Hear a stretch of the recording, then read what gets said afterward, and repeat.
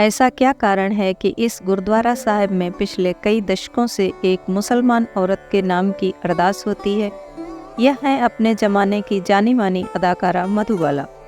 इनका असली नाम था बेगम मुमताज़ जहान देहलवी। यह एक मुस्लिम परिवार में पैदा हुई थी, लेकिन वह सिख धर्म से इस तरह जुड़ी हुई थी कि वह हर दिन जपजी साहिब का पाठ किया करती थी। उनकी शूटिंग कहीं भी हो, देश या विदेश में, वह पहली शर्त यही रखती थी कि पूरा साल मैं जहाँ कहीं भी शूटिंग पर रहूं, लेकिन गुरु नानक जयंती पर वह मुंबई में अंधेरी के सिंह सभा गुरुद्वारा साहिब में सेवा सिमरन के लिए जरूर उपस्थित होंगी, चाहे वह दुनिया के किसी भी कोने में शूटिंग कर रही हो। वह हर साल नानक जयंती पर गुरुद्वारा सिंह सभा मुंबई में, जो उनके घर के सबसे पास था, वहाँ जरूर उपस्थित होती थी। उस समय के famous music director mister S Mahendra ने अपने एक इंटरव्यू के दौरान यह वाकया शेयर किया था कि एक बार वह और मधुबाला जी किसी फिल्म की शूटिंग के दौरान एक साथ काम कर रहे थे। सीन खत्म होने के बाद मधुबाला जी मेरे साथ वाली चेयर पर आकर बैठ गईं और उन्होंने अपने पर्स से एक सुंदर छोटी सी किताब निकालकर पढ़नी शुरू कर दी। वो आगे कहते हैं कि मैं बड़े गौर से देख रहा था कि उन्होंने पहले अपने सैंडल उतारे, अपने पास रखी पानी की बोतल से हाथ धोए और सिर ढक कर पढ़ना शुरू कर दिया। मुझे लगा वह अपने धर्म की कोई इस्लामिक बुक पढ़ रही होंगी, लेकिन कुछ समय बाद जब उन्हें नेक्स्ट सीन के लिए बुलाया गया तो उन्होंने वह पढ़ने वाली छोटी किताब और पर्स चेयर पर रख दिए और मुझसे कहा कि मैं उनका ध्यान रखूं। कुछ समय बाद मैंने उत्सुकतावश वह किताब उठाई और मेरी हैरानी का कोई ठिकाना न था, क्योंकि वह कोई इस्लामिक बुक नहीं, बल्कि वह गुरु ग्रंथ साहिब में दर्ज बाणी जपजी साहिब का छोटा गुटका साहिब था, जो कि फारसी में लिखा हुआ था। शाम को जब मैंने मधुबाला जी से इस बारे में पूछा तो उन्होंने बताया कि लगभग 10 साल पहले की बात है, जब मैं फिल्म इंडस्ट्री में भी नहीं आई थी और ऑल इंडिया रेडियो स्टेशन पर एक छोटी सी नौकरी करती थी। उन दिनों मैं बहुत बीमार पड़ गई, कोई भी दवा और दुआ काम नहीं कर रही थी। बड़े से बड़े डॉक्टर को दिखा लिया, वैद्य हकीम सब फेल हो गए। किसी को कुछ समझ नहीं आ रहा था कि मेरी बीमारी क्या है। उन दिनों में हमारे एक पड़ोसी जो कि अमृतधारी सिख थे, वो मेरा हाल पूछने आए और उन्होंने मेरी सारी कहानी सुनी समझी, तो उन्होंने मुझे गुरुद्वारा साहिब की सेवा और सिमरन की सलाह दी। कुछ दिनों बाद मैं अपनी बहन के साथ अंधेरी इलाके के गुरुद्वारा सिंह सभा गई और वहाँ के ग्रंथी भाई साहब को अपनी परेशानी बताई, तो उन्होंने मुझे जपजी साहिब का पाठ रोज बड़ी श्रद्धा भावना के साथ करने की सलाह दी। गुरमुखी तो मुझे आती नहीं थी, इसलिए मैंने फारसी में लिखा हुआ जपजी साहिब का गुटका साहिब मंगवाया और बिना नागा रोज पाठ करना शुरू कर दिया। जब से मैंने यह पाठ करना शुरू किया, मेरा तो पूरा जीवन ही बदल गया है।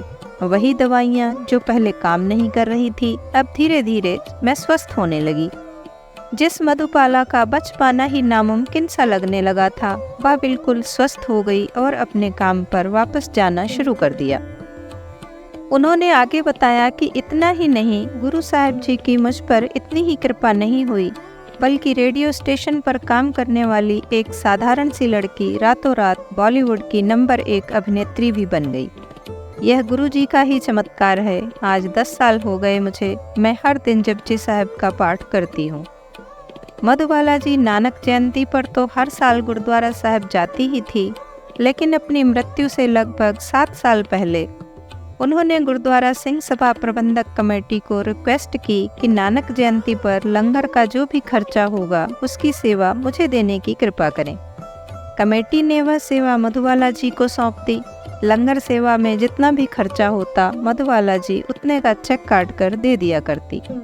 जब तक वो जिंदा रहीं, यह सेवा उनके हिस्से में रही और उन्होंने बड़ी श्रद्धा भावना से यह सेवा निभाई। जब उनका निधन हो गया तो गुरुद्वारा साहिब में पाठ रखवाया गया और बड़ी संख्या में श्रद्धालु और उनके चाहने वाले पहुँचे।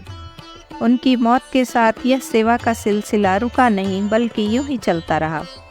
मधुबाला के पिता ने कमेटी को बताया कि मधुबाला को एहसास हो गया था कि वो अब नहीं बचेंगी, तो उन्होंने एक बैंक खाता खुलवाकर गुरुद्वारा साहिब के नाम से कुछ धनराशि जमा करवाई, ताकि उनकी मौत के बाद भी लंगर की सेवा इसी तरह चलती रहे।